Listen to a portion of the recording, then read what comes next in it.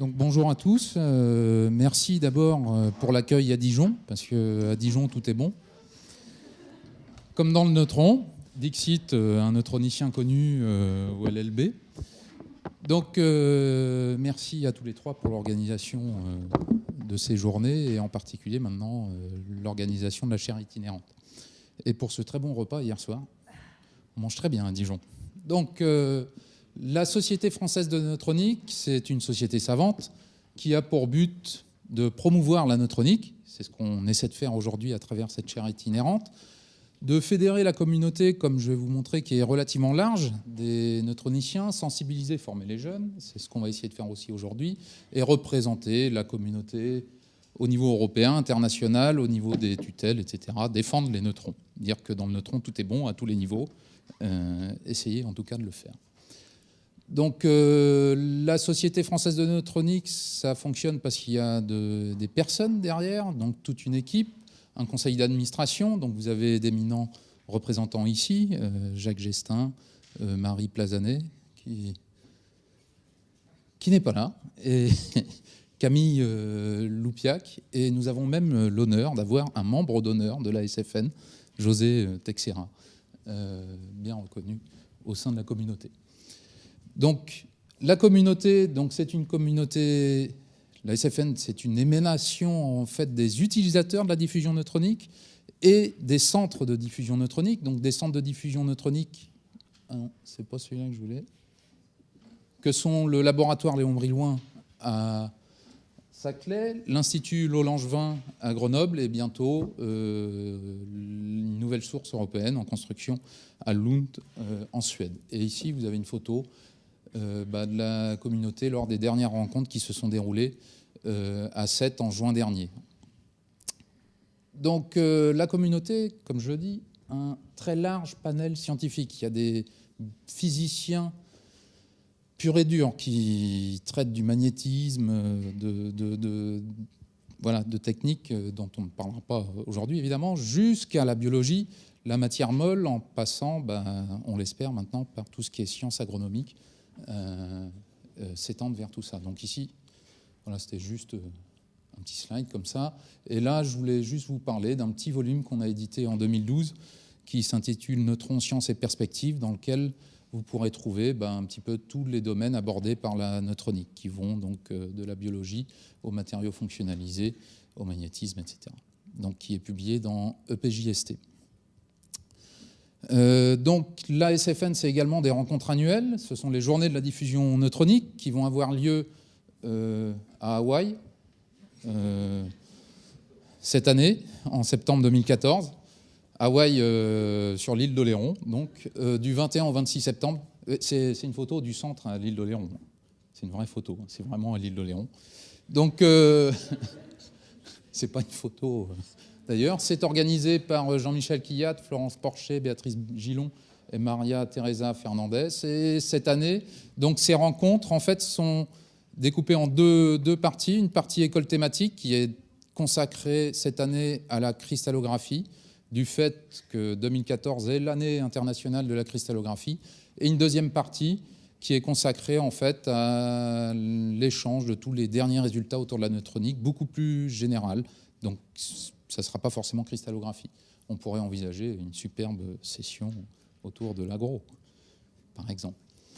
Voilà, donc ça, c'est Île d'Oléron, 21-26 septembre 2014, et vous y êtes tous cordialement invités. Enfin, vous pouvez tous venir, on compte sur vous.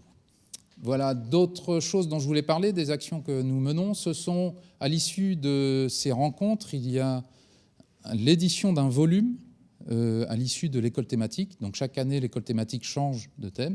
L'année dernière, c'était neutrons et matériaux pour l'énergie. L'année d'avant, neutrons et magnétisme. Enfin, voilà, il y a un certain nombre de volumes de disponibles. Et ces volumes sont édités à EDP Sciences, donc c'est la collection SFN, donc de la Société française de neutronique, et vous pouvez y accéder totalement gratuitement. Donc vous allez sur ce site, vous allez trouver un accès aux tomes, vous allez trouver les 12 tomes, il y en a 2 en préparation, les 12 tomes avec tous les articles que vous pouvez télécharger. Il y en a une large majorité en français, donc des articles, il y a un volume dédié tout récemment à Neutrons et matière molle, qui a été édité. Donc vous pouvez aller télécharger ces articles, les lire. Voilà. Et il y a une bonne partie de ces articles qui est en français, donc ce qui peut être très pratique. Et ce sont des articles sérieux, c'est pas parce que c'est libre et gratuit que... Voilà. La SFN, c'est également un prix de thèse. Donc ça, c'est le lauréat de l'année dernière, Colin Bouzige.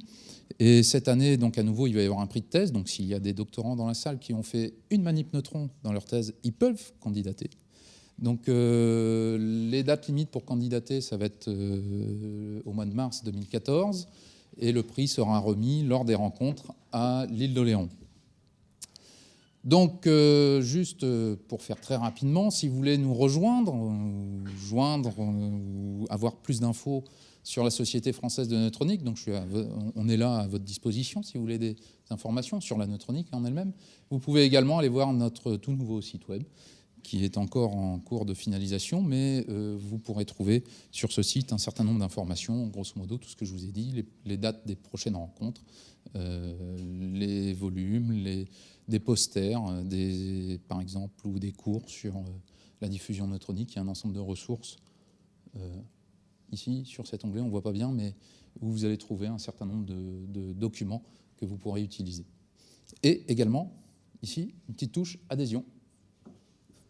Donc vous cliquez là, il faut toujours cliquer là, toujours. Vous arrivez, vous commencez par cliquer là, adhésion.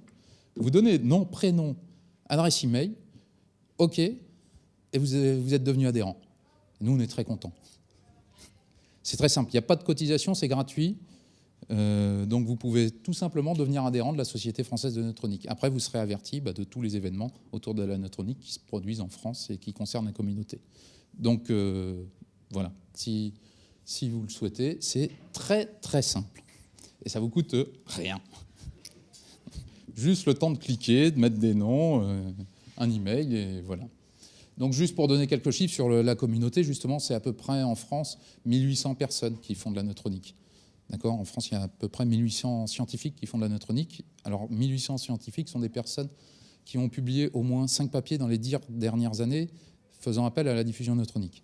Et sur ces 1800, on a à peu près 700 sympathisants SFN et 250 adhérents, donc personnes qui ont fait l'effort d'adhérer. Et on a changé le système d'adhésion justement pour que ce soit beaucoup plus simple et que les gens puissent adhérer très simplement. Donc, vous cliquez là, nom, prénom, email. Voilà, très bien. Donc les centres en France, où sont les neutrons? Donc vous en avez à Saclay, comme je disais, c'est le laboratoire Lyon-Brillouin qui a grandement aidé à ces journées. Vous en avez à l'Institut Lolange-Vin. Alors ces deux types de réacteurs, ces deux types de sources sont basés sur des réactions de fission, d'accord ? Et maintenant, les nouveaux réacteurs sont en général plutôt basés sur des sources pulsées. C'est ce qui va se construire à Lund en Suède. Et on a des gains de faisceaux assez importants. Cette source-là n'est pas encore disponible. Des sources pulsées, il y en a par exemple en Angleterre. Mais des sources dans lesquelles la communauté française est fortement impliquée, c'est évidemment le LLB, le Centre français, l'Institut Lolange-Vin et, à plus long terme, l'ESS. Donc là, j'ai vu que tu avais déjà présenté le LLB. Je voulais juste présenter rapidement le LLB. 19 instruments, très bien. Et donc ça, c'est quelque chose que vous avez déjà vu. C'est juste, ça permet de donner un petit programme de la chaire itinérante. Donc dans la chaire itinérante, il va y avoir en gros une première présentation de José Texera qui va faire une introduction sur la diffusion neutronique.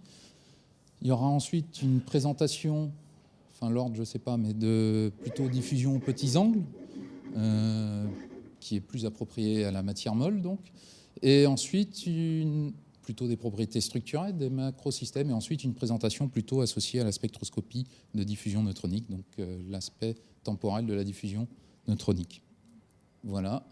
Et je voulais vous remercier pour votre attention.